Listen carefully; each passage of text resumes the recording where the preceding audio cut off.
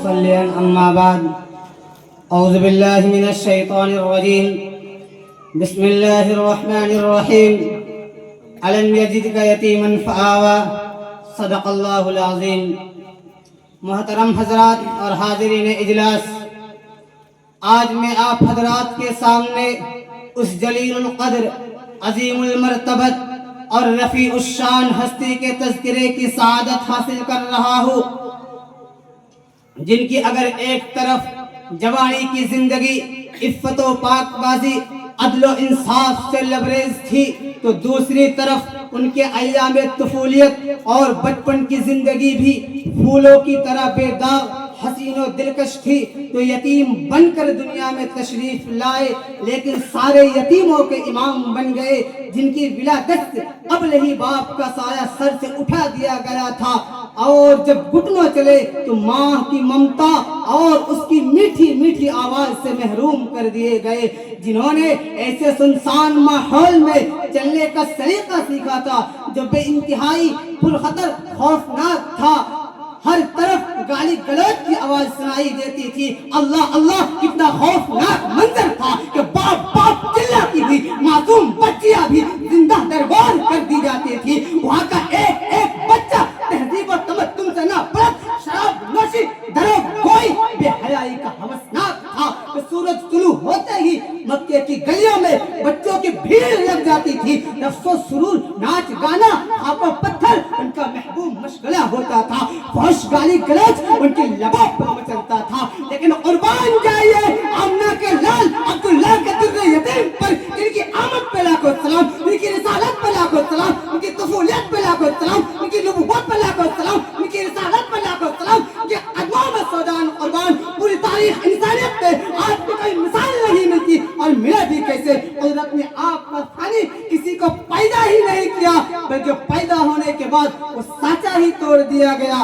تاکہ کسی کو فانیت کا شعاع نہ ہو سکے۔ میرے عزیز ساتھیوں، زمانے جاہلیت کے اس پرمعصیت گندے ماحول میں آپ کا لڑکپن اتنا صاف اور شفاف تھا کہ دور طفولیت ہی میں ہر طرف آپ کا عدل و انصاف، تقوی و طہارت کے چرچے ہونے لگے۔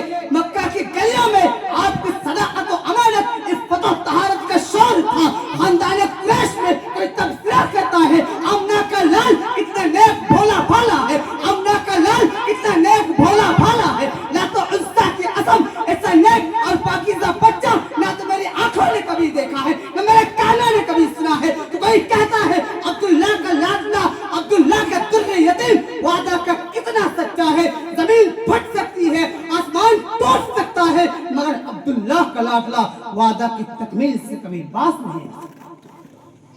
کیا ہی خوب شاعر نے کہا ہے، ملا ہے آمنہ کو فضل باری سے یتیم ایسا، ملا ہے آمنہ کو فضل باری سے یتیم ایسا، نہیں ہے بحر ہستی میں کوئی در یتیم ایسا۔ میرے عزیز ساتھیوں، اللہ تبارک و تعالیٰ کا نظام ہے کہ کسی کو بڑا بنانا ہوتا ہے، اس کے اخلاق بدل دیا کرتے ہیں، رفتار و گفتار، اقوال و افعال اور اس کے کریکٹر میں تبدیلی آیا جائے کرتی ہے، جو روشن مستقبل میں غمازی کرتی ہے۔ اس لیے آپ صلی اللہ علیہ وسلم کے خاندان کو ہر طرح کی غلاظت اور ناپاکی سے بچانے کے لیے اللہ نے آپ کو آپ کے سر پر ختم نبوت کا تاج سجانا تھا۔ مسلم شریف کی روایت ہے کہ حضور علیہ السلام نے ارشاد فرمایا، ان اللہ اصطفى کنانہ من ولد اسماعیل واصطفى قریشا من کنانہ واصطفى من قریش بنی ہاشم واصطفانی من بنی ہاشم۔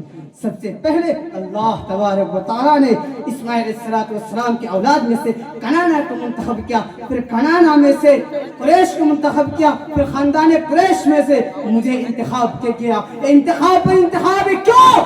اس لیے کہ آپ کو سید الانبیاء بنا کر مبعوث کرنا تھا، آپ کو شہنشاہ کونین بنانا تھا، آپ کے سر پر ختم نبوت کا تاج سجانا تھا، آپ کو سید الانس والجن کا خطاب دینا تھا، آپ کو خالق کائنات کا محبوب بننا تھا، ہاں آپ کو ساری دنیا کا امام بننا تھا۔ میں اپنی تقریر کو اس شعر کے ساتھ ختم کرتا ہوں، یا صاحب الجمال و یا سید البشر، یا صاحب الجمال و یا سید البشر، من وجهك المنير لقد نور القمر لا يمكن الثناء كما كان حقه بعد أدخل البرج وقصة مختصر، وآخر دعوانا الحمد لله رب العالمين۔